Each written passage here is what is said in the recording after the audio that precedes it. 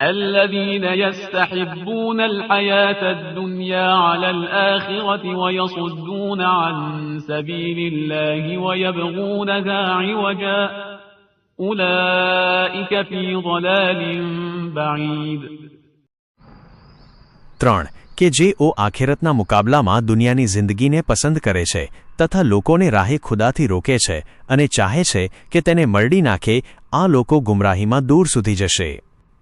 તફસીર: અલ્લાહના માર્ગને બંધ કરવા ફક્ત એક બે રીતે જ મર્યાદિત નથી, પણ ખોટી પ્રચારણા, ગુનાહનો પ્રચાર, ભ્રષ્ટ સાધનોનો ફેલાવો, ગફલત પેદા કરવી, શંકાઓ ઊભી કરવી, ફૂટ પેદા કરવી, ગેરમાર્ગે દોડતી પુસ્તકો અને ફિલ્મો, સચ્ચા દિનને ખોટું બતાવવું, અયોગ્ય લોકોને દિનના આદર્શ તરીકે રજૂ કરવું, આ બધું અલ્લાહના માર્ગને રોકવાના ઉદાહરણો છે.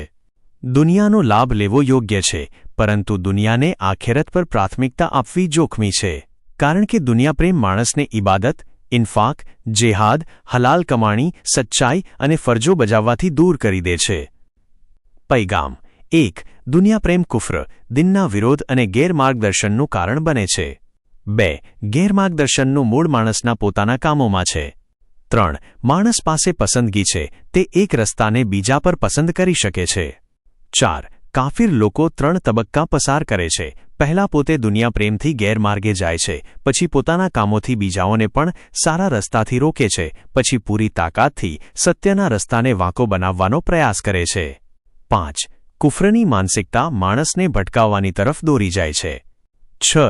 ગેરમાર્ગદર્શનના પણ તબક્કા હોય છે, જેટલું વધારે ઊંડું થાય તેટલું સત્ય તરફ પાછા ફરવું મુશ્કેલ બને છે.